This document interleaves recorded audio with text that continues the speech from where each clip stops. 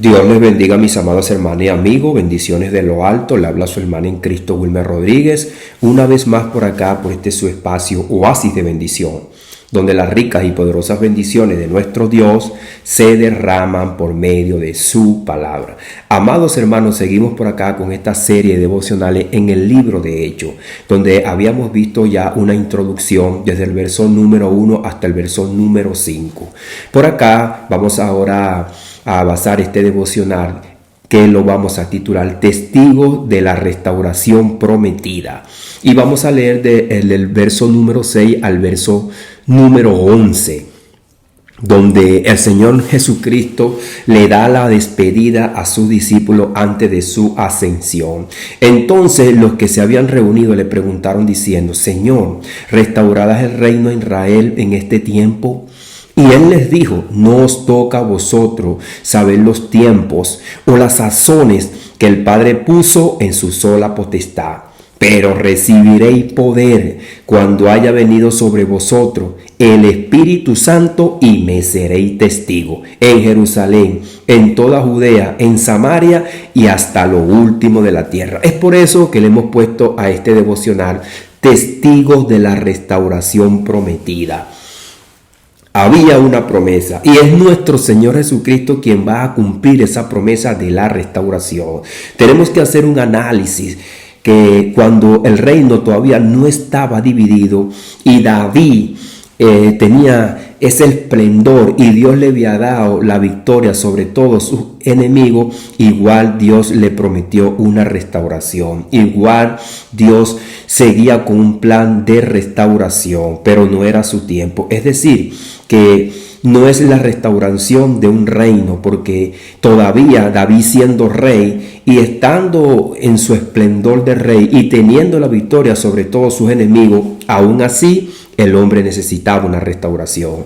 Es por eso que con este devocional vamos a sacar la inquietud que tenían los discípulos, pero la inquietud que también había a todo alrededor del pueblo de Israel, porque ellos habían vivido una fractura en su reino y el pueblo de Israel, toda la nación estaba dividida en dos grupos: el reino del sur y el reino del norte. Entonces, a medida que pasaron los años, todos los ciudadanos esperaban al rey prometido, pero ya no como un rey que iba a restaurarlos espiritualmente y con la comunión con Dios, sino que iba a restaurar su reino políticamente y económicamente, culturalmente. Iba a traer pues esa comunión que había entre la nación completa y esa gloria que se veía en el tiempo de David.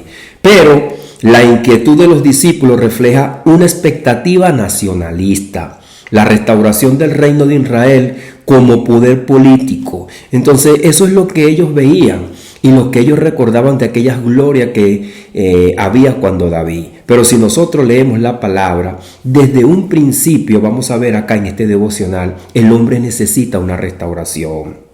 No una restauración política, ni de un reino terrenal. Sin embargo, Jesús no respondió conforme a esa visión limitada. Cuando Jesús le responde a los discípulos, no le responde conforme a esa visión limitada de ellos. Él le dice: y me seréis testigos en Jerusalén, en toda Judea, en Samaria y hasta lo último de la tierra. Ahora, sino que los dirigió hacia una restauración superior y eterna. Esta restauración no sería política ni temporal, sino espiritual, y más allá de la espiritualidad, también universal. Una restauración que después nuestro amado apóstol Pablo va a hablar en Efesios capítulo número 1 y en Colosenses capítulo número 1, que el Señor restaura todas las cosas. Y es el mismo discurso que da nuestro amado apóstol Pedro cuando él termina su discurso en el capítulo número 3 de Hechos. La restauración de la humanidad caída en Adán, cumplida en él como el postrer Adán. Entonces la humanidad está caída. Entonces no es una restauración política ni temporal, sino una restauración universal. La restauración de la humanidad caída en Adán, cumplida con el postrer Adán, quien es Cristo. Desde el principio Dios había trazado un plan restaurar a la humanidad por medio de una simiente prometida. Fíjese que este es un mensaje que viene desde el principio. Génesis 3:15. Un descendiente a quien el Señor señaló que en él serían benditas todas las familias de la tierra. Esto se encuentra en Génesis 12:3. Pero también se encuentra en Génesis 3:15, donde este descendiente es el Mesías prometido. Esta restauración no es un evento político limitado en Israel, sino una transformación espiritual para todo el mundo, cumplido en Cristo. Porque fíjese lo que se le dice a Abraham: en ti serán benditas todas las familias de la tierra. Y dice la promesa así, en Génesis 12:3. Vamos a ver este primer punto, la promesa de restauración desde Abraham. Pero sin olvidar Génesis 3:15, que el hombre cayó en el huerto del Edén. Pero Dios trascendió el tiempo, corrió el tiempo y tuvo que tomar un ciudadano de la humanidad para poder así traer el Salvador.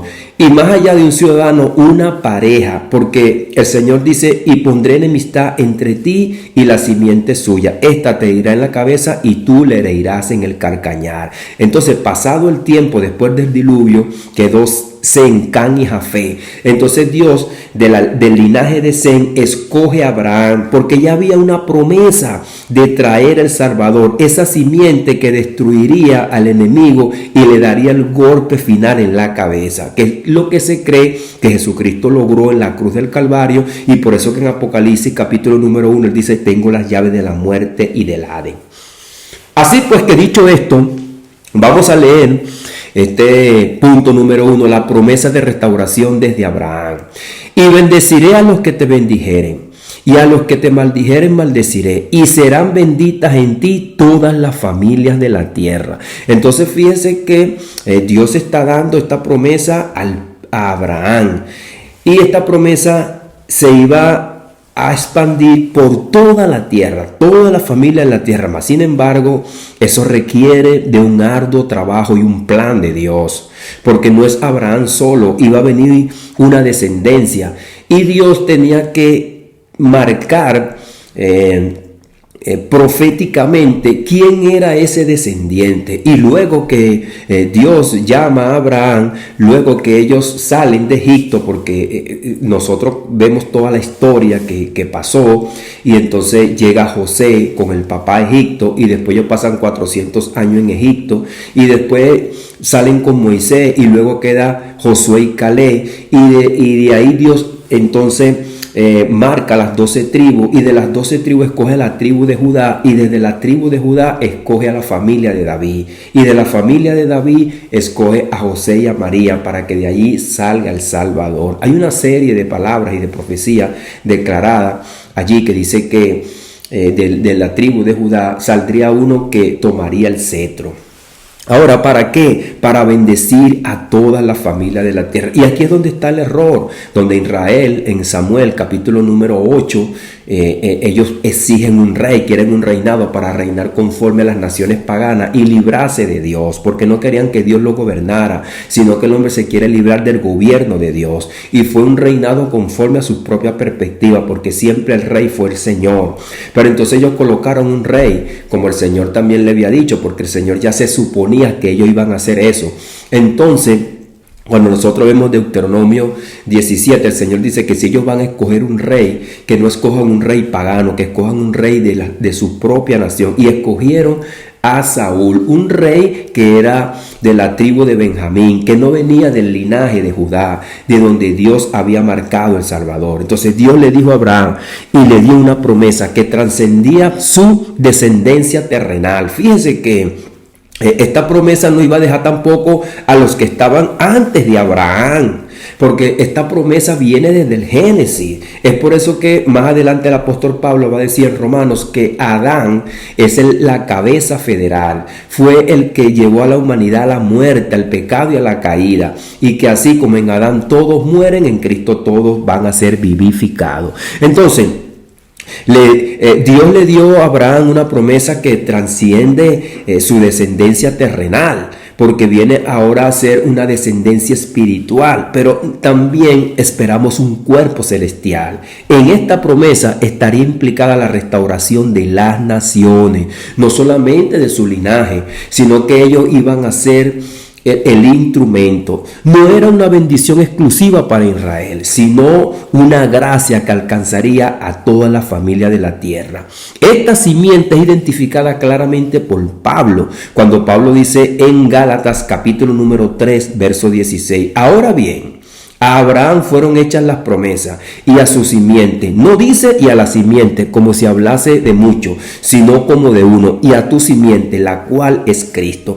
Tenemos que tener gozo y alegría, porque aquí dice la Biblia que Cristo es esa simiente y Él era el bendito y el que iba a bendecir a todas las familias de la tierra, incluyendo primeramente a los descendientes de Abraham, físicamente aquí en la tierra. Amado hermano, amado amigo, sin olvidar aquellas personas que habían muerto desde que Adán salió del huerto del Edén. Dice, Cristo es la simiente prometida. Aquí lo dice el apóstol Pablo. En Él se cumplen todas las promesas, porque dice, y a tu simiente, la cual es Cristo. Dice, ahora bien, a Abraham fueron hechas las promesas y a su simiente. No dice y a la simiente, como si hablase de muchos, sino de uno. Solo afirma el Espíritu Santo a través de la boca y de la palabra que dejó nuestro amado apóstol Pablo, porque yo me imagino que Pablo predicaba esto, hablaba acerca de esto. Dice, en Él se cumplen las promesas y en Él comienza la verdadera restauración, no de un trono terrenal, sino de una humanidad restituida, sino de la restauración de una humanidad perdida que ahora va a ser restaurada por medio de la sangre del Cordero. Ahora vamos a ver este punto segundo para así aclararnos la mente de lo que hemos venido hablando, la caída en Adán y la restauración en Cristo. Y esta es la idea del apóstol Pablo. Fíjense que estos devocionales no vienen de mi propia idea, no es algo que yo por acá me estoy inventando, es lo que dice la Biblia. Amado hermano, amado amigo, te está hablando la Biblia. Hoy día son muchos los que hablan por su propia cuenta, como lo dijo nuestro Señor Jesucristo, que los falsos maestros hablan para sí. Buscan los creyentes para sí, para buscar seguidores, pero no ponen la mirada en Jesucristo y ayudan a las personas a que sigan a Cristo. Dice el apóstol Pablo, porque así como en Adán todos mueren, también en Cristo todos serán vivificados. Cuando el apóstol Pablo habla acerca de todos, está hablando de toda la humanidad, porque está englobando a todos los seres humanos en Adán. Y vamos a tener una reflexión muy sencilla, muy sincera y muy cierta. Y es que el promedio de los seres humanos que están aquí en la tierra, el promedio de muerte es el 100%. Y lo dice nuestro Dios en Hebreos capítulo 9, verso 27. Porque está establecido para los hombres que mueran una sola vez y después de esto el juicio. Entonces ya está establecido para los hombres. ¿Y dónde se estableció eso? En el huerto del Edén, por causa del pecado. Porque así como en Adán todos mueren, también en Cristo todos serán vivificados. ¿Qué quiere decir? Que todas las personas que salen de Adán tienen que pasar por Cristo y ya son de Cristo. Es por eso que más adelante el apóstol Pablo va a decir que los muertos en Cristo resucitarán primero. Porque todos los seres humanos que salen de Adán son limpios, son lavados, son vivificados y son resucitados espiritualmente. Y van a ser resucitados físicamente con un cuerpo físico pero celestial, incorruptible, es por medio de nuestro Señor Jesucristo. Es por eso que lo vamos a ver un poco más adelante, lo que dice el escritor de Hebreo. Ahora, la caída del hombre en el Edén produjo la muerte, trajo la muerte. Y dice, y que también trajo el pecado y como consecuencia la separación de Dios. Desde este momento la humanidad ha estado bajo el imperio de la muerte. Entonces fíjense que el apóstol Pablo dice que la muerte, no obstante, la muerte reinó desde Adán hasta Moisés. ¿Por qué hasta Moisés? Porque Jesucristo vino aboliendo la ley de Moisés y trajo el imperio de la vida. Mientras que Satanás tendría el imperio de la muerte, Jesucristo trae el imperio de la vida eterna. Es por eso que él dice, yo tengo la llave de la muerte y del Hades. y saca a los que están allá abajo en el seno de Abraham. Dice, pero Dios envió a su Hijo como verdadero hombre, ciudadano de la tierra, para redimir a la raza caída. Así lo expresó Pablo. Vamos a ver lo que dice el apóstol Pablo. Dice el apóstol Pablo en 1 Corintios 15, verso 45, el primer hombre, Adán, fue hecho alma viviente. El postrer Adán, espíritu viviente. Entonces fíjense que cuando el apóstol habla acerca de cómo Dios creó a Adán, que lo hizo del polvo de la tierra, le hizo un cuerpo conforme al barro y después entonces sopló en él y le dio aliento de vida y entonces fue un espíritu vivificante. Así Dios está haciendo esta obra por medio de Jesucristo. Él nos está primero vivificando espiritualmente por medio de su Santo Espíritu cuando nosotros creemos en Él y somos hechos nueva criatura, y después nos va a dar un cuerpo nuevo. Dios está creando. Jesucristo vino como el postrer Adán para rehacer lo que el primer Adán había destruido, había arruinado. La restauración entonces no es simplemente un regreso a un reino davídico o a un reino cultural o a un reino mesiánico político. La restauración es una restauración espiritual.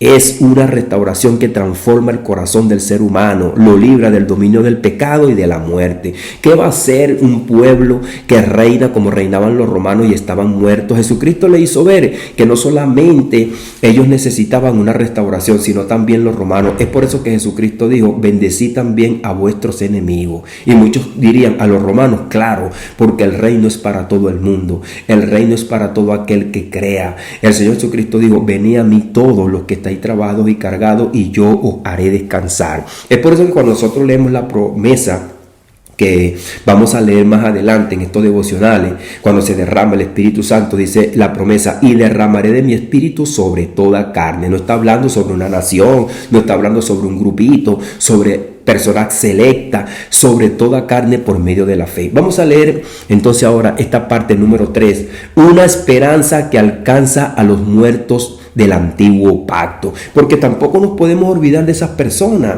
que habían tenido fe en Dios, como Noé. Dice la Biblia que Enoc caminó con Dios y que Adán también conoció a Dios y también Eva, Seth, los hijos de Seth empezaron a alabar al Señor. Ahora, dice así, la obra de Cristo no solamente tiene efecto hacia el futuro, sino también hacia el pasado. Este pensamiento lo coloqué yo acá para que cuando nosotros leamos la Biblia, leamos el antiguo pacto, no porque ya el antiguo pacto fue abrogado y hay un nuevo pacto, Dios se olvidó de los que estaban en el viejo pacto. No, aquellos que murieron en la fe bajo el antiguo pacto lo hicieron con una esperanza, con una promesa, y a ellos fue quien se le dio la promesa, e incluido a Abraham y a Adán en el huerto del Edén, porque el único ciudadano que escuchó esta promesa en el huerto del Edén directamente de Dios fue Adán, y luego se la traspasó a su descendencia.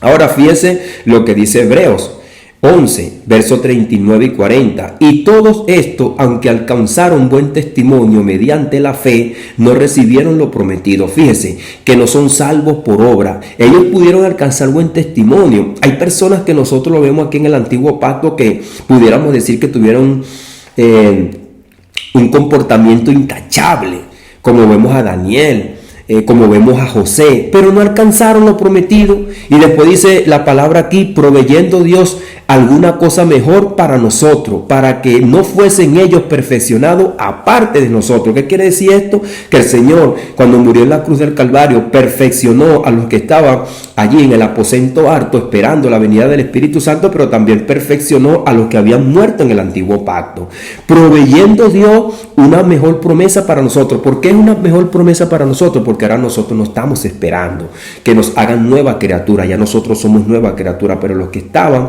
en el seno de Abraham estaban muertos, estaban cautivos, dice el apóstol Pablo. Dice que antes de la ley estábamos confinados en aquella ley, esperando la promesa, esperando el que era prometido. Ahora, vemos pues cómo el Señor hace de esta promesa una realidad. Cristo, al vencer la muerte, no solo abrió el camino para los vivos, sino también trasladó del imperio de la muerte a aquellos que esperaban en Él. Habiendo muertos antes de su muerte y de su resurrección. Entonces, estas personas que estaban allá en el seno de Abraham esperando, ahora son libres, y es lo que dice Efesios capítulo número 4, que es el Salmo 68, que subiendo lo harto llevó cautiva la cautividad. Ahora fíjense que Jesús en el Apocalipsis, como lo habíamos comentado, Apocalipsis capítulo 1, verso 18, dice: y el que vive y estuvo muerto, mas he aquí que vivo por los siglos de los siglos, amén, y tengo las llaves de la muerte y del Hades. O sea, ¿qué es la llave? Bueno, lo que da la abertura para que aquellos que estaban en el seno de Abraham pudieran ser libres. Pero también la abertura para todos aquellos que creen en Cristo. Esta autoridad sobre la muerte es evidente, suprema, que la restauración ha comenzado. A través de su victoria, Jesús redime también a los que estaban cautivos, cumpliendo así la esperanza y cumpliéndose así la justicia, y cayendo la justicia sobre aquellos que Dios había justificado por la fe, pero que no le había dado lo prometido. Ahora, fíjense, y es importante para nosotros los que estamos aquí hoy, el poder para testificar esta restauración. Y dice: pero recibiréis poder cuando haya venido sobre vosotros el Espíritu Santo, y me seréis testigo. Cuando nosotros leemos el capítulo 11 de Isaías, dice que saldrá de un vástago de David uno que traerá una espada que sale de su boca, pero no va a ser una espada física, sino que dice que va a matar al impío con la espada que sale de su boca. Y es lo que dice nuestro Dios también en Zacarías 4:6 o 6:4, que no es con espada ni con ejército. ¿Qué quiere decir? Que esta restauración, que ellos iban a ser testigos, no iban a necesitar un caballo, ejército, espadas, no, ni ninguna generación tampoco, que la iban a hacer con el poder del Espíritu Santo. Pero recibiréis poder cuando haya venido sobre vosotros el Espíritu Santo, y entonces que iban a ser testigos. Dice: y me seréis testigo. Amado hermano, ¿estás tú siendo testigo? ¿Qué estás tú testificando? ¿Estás tú verdaderamente comprometido con este mandato?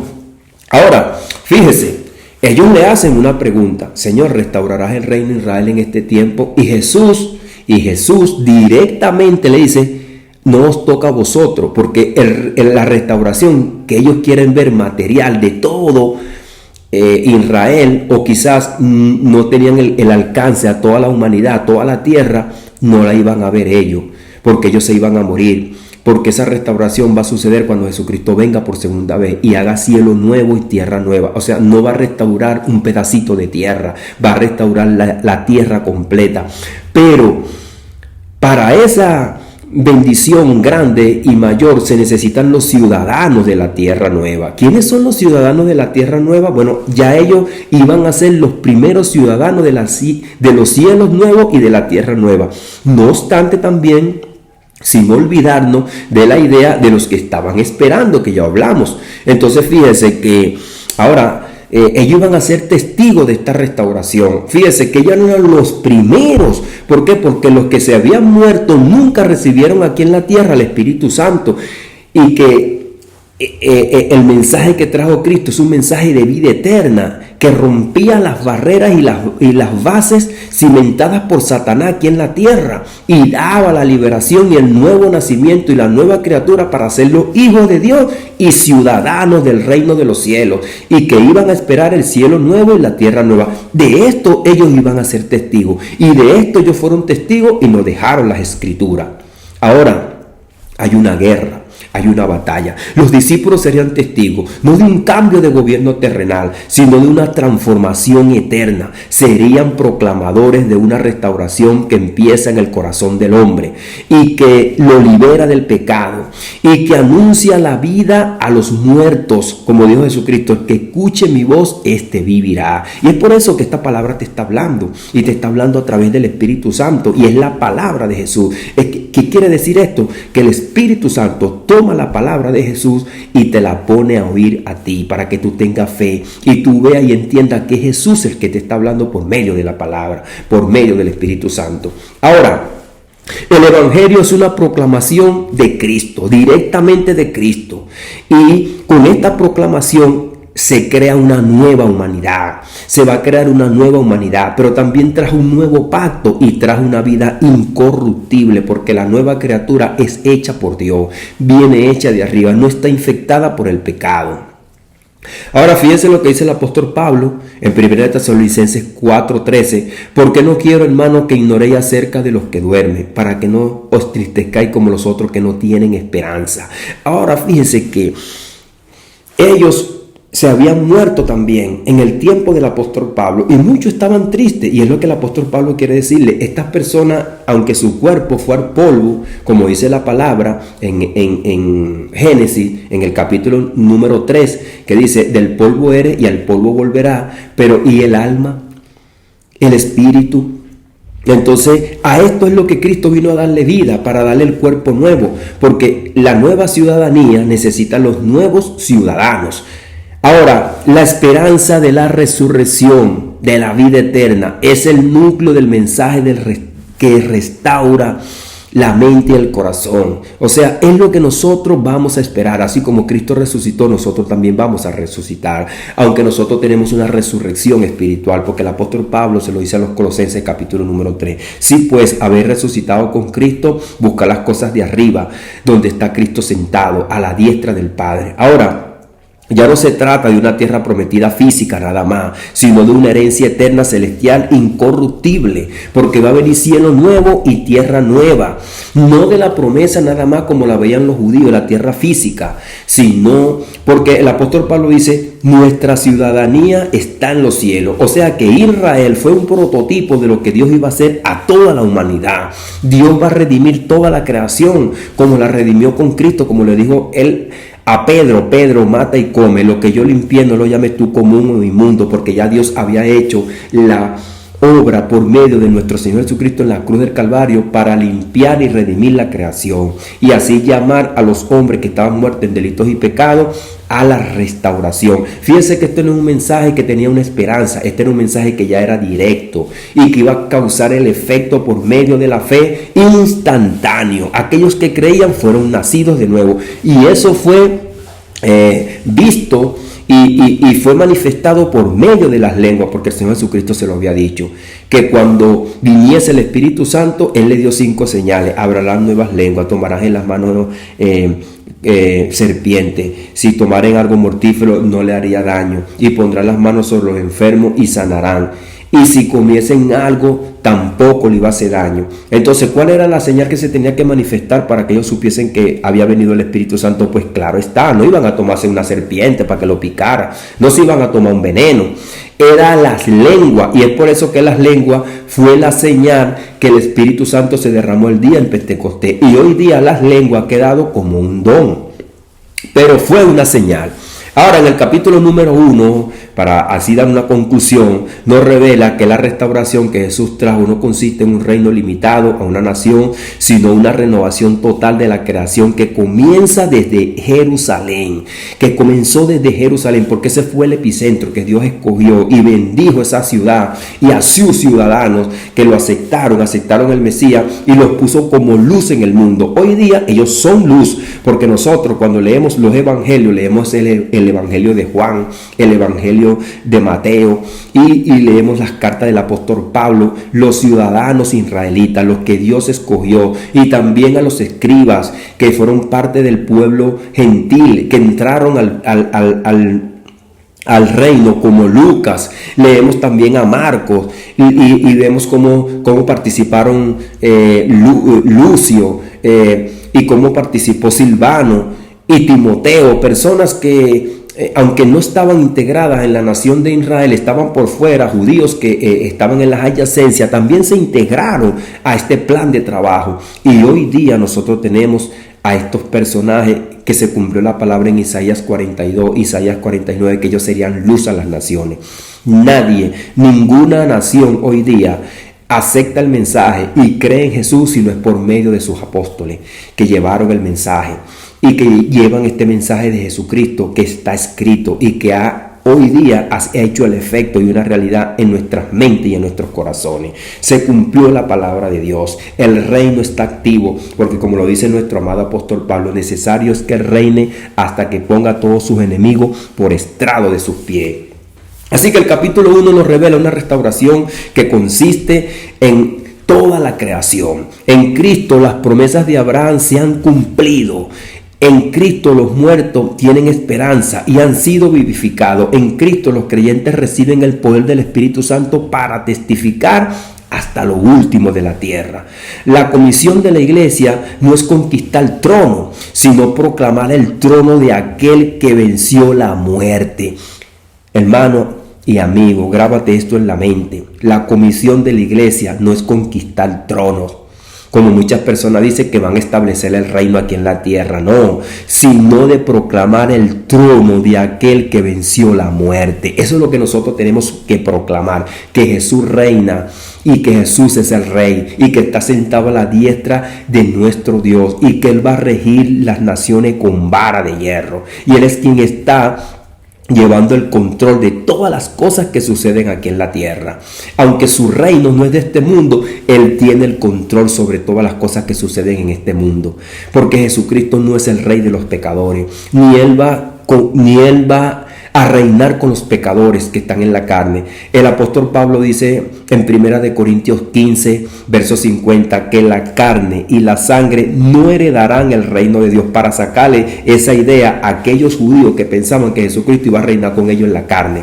No, como con caballo, con guerra y a conquistar, con muerte, con violencia. Mi reino no es de este mundo, dijo nuestro Señor Jesucristo. El apóstol Pablo en Romanos capítulo 8 dice que la carne y la sangre no se sujetan a la ley de Dios, ni tampoco pueden. Así que Jesucristo no va a reinar con los pecadores. Jesucristo no va a reinar con las personas en la carne. Jesucristo reina con aquellos que Él ha vivificado en el Espíritu y los que sujetan la carne, porque tienen el poder de andar en el Espíritu y comandar a la carne. Porque aquellos que están en la carne, carne son, lo que dice el apóstol Pablo. O sea que, entonces, la muerte fue destruida en la cruz del Calvario, porque Jesucristo nos dio vida. Ahora nosotros vemos muerte, como dice, ahora vemos en parte, pero va a venir un tiempo cuando Jesucristo venga que raerá la muerte. Pero los que estamos en el Espíritu ya no veremos más muerte, porque nuestro Espíritu es eterno. Pero aquellos que están fuera de Jesucristo y no han nacido de nuevo, verán la segunda muerte. Porque lo dice nuestro Dios en Apocalipsis, que viene la segunda muerte. Entonces nosotros hemos muerto a este mundo, porque la palabra de Cristo nos mató, pero también nos dio vida. La restauración prometida está en curso y cada creyente es llamado a ser testigo fiel en esta obra eterna. Esta es una obra que no para y que Dios va a hacer una obra en nosotros también eternamente y para siempre. Amado amigo, amado hermano, aquí está la palabra de Dios, la palabra que da vida, la palabra que da fe, la palabra que da la esperanza. Está en ti tener fe, está en ti creerla, está en ti lo que has escuchado, creerlo por fe y ver que es la verdad, que no es el hombre que habla, que es Dios quien habla. Así que hay una restauración general, hay una restauración integral de toda la creación, como dijo nuestro amado apóstol Pedro. Nosotros esperamos, según sus promesas, cielo nuevo y tierra nueva, donde mora la justicia. Ahí es donde vamos a morar, ahí es donde vamos a vivir, ahí es donde vamos a proclamar el evangelio de nuestro Dios a los muertos, para que ellos puedan vivir con los que hoy día tenemos vida. Es importante saber esto, es importante y esencial que nosotros busquemos cada día de nuestro Dios, que nos llenemos del Espíritu, porque no es con espada, no es con ejército, es con su Santo Espíritu. Y el apóstol Pedro habla claro en cuanto a este mensaje, cuando él da el mensaje a los que estaban con él en el libro de Hechos, y le dice que Dios va a enviar a Jesucristo, quien va a restaurar todas las cosas. Y eso lo podemos conseguir en Hechos Vamos a leerlo desde el 17 para terminar este devocional. Mas ahora, hermano, sé que por ignorancia lo habéis hecho, como también vuestros gobernantes. Pero Dios ha cumplido así lo que él se había desde antemano anunciado por boca de todos sus profetas, que Jesucristo había de padecer. Así que no estaba sucediendo nada nuevo. El apóstol Pedro le está diciendo: ustedes mataron a Jesucristo, ok, pero aunque ustedes participaron en ese hecho y son cómplices y tienen que dar cuenta, igual ya era una obra que Dios tenía de antemano. Dice: así que arrepentíos y convertíos, para que sean borrados vuestros pecados, para que vengan de la presencia del Señor tiempos de refrigerio, y Él envíe a Jesucristo, que fue antes anunciado, a quien es cierto y es necesario que el cielo reciba hasta los tiempos de la restauración de todas las cosas, de que habló Dios por boca de sus santos profetas, que han sido desde tiempo antiguo. Esto lo vamos a hablar y explicar un poco más cuando vayamos adelantándonos en estos devocionales, porque el apóstol Pedro dice que él lo habló por boca de sus santos profetas, que él iba a restaurar todas las cosas. Entonces los que estaban equivocados eran los del pueblo de Israel, pensando que Dios había enviado a Jesucristo para restaurar el reino de Israel y hacer lo que ellos vivían en el tiempo de David. Un error que es corregido ahora por el apóstol Pedro cuando es lleno del Espíritu Santo, y es el Espíritu Santo quien nos habla el entendimiento y nos da claridad para ver la verdad. Así que ya Pedro no está testificando una restauración al pueblo de Israel o a Israel o que la nación ya no estuviera dividida en dos, sino que Dios hizo un solo pueblo, una sola mente, un solo corazón, no solamente dentro de Israel, sino también fuera de Israel. Hoy somos un pueblo en Cristo Jesús, no estamos divididos. Aunque haya diferencia entre nosotros, aunque haya diferentes fundaciones, diferentes denominaciones, diferentes concilios, nosotros somos uno en Cristo espiritualmente. Jesucristo no está dividido, como le dijo el apóstol Pablo a los Corintios. ¿Está dividido Cristo? Pues no, Cristo no está dividido. Nosotros somos el pueblo de Cristo. Y por eso que le dijo a Pablo, ¿por qué me persigue? Porque nosotros somos su cuerpo. Padre, en el poderoso nombre de Jesús, te damos las gracias por tu amor, por tu misericordia y por tu palabra que le hemos leído en esta hora, Señor. Tu palabra nos habla claro, Señor. Es sencilla y también es poderosa. Abre nuestra mente, nuestro corazón. Nos llena de gozo y de alegría porque Dios nos habla a través de ella.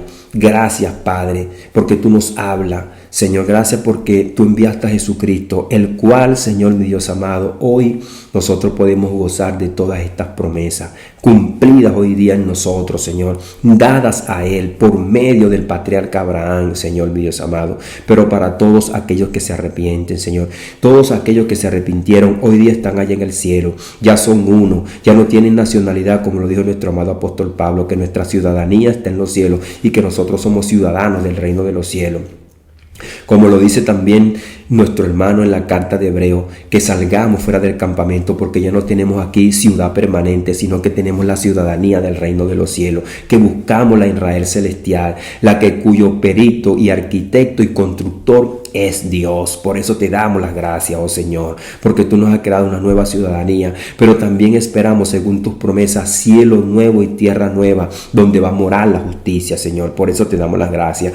Toca la mente y el corazón de aquellos que se sienten, Señor mi Dios amado, oprimidos y esclavos por el pecado, Señor mi Dios amado, que se ven, Señor, encadenados por el diablo. Señor, trata con ellos en sus mentes y en sus corazones. Hale ver y entender que están fuera del reino y que se van a quedar fuera de estas promesas y que van a ser condenados y que van a tener una segunda muerte.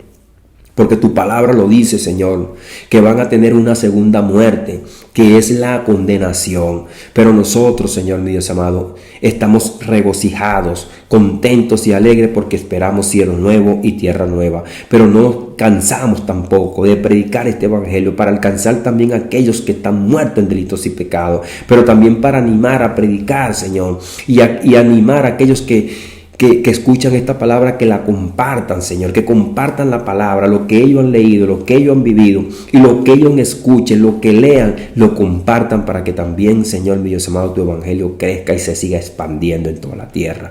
En el poderoso nombre de Jesús te damos las gracias. Amén y amén.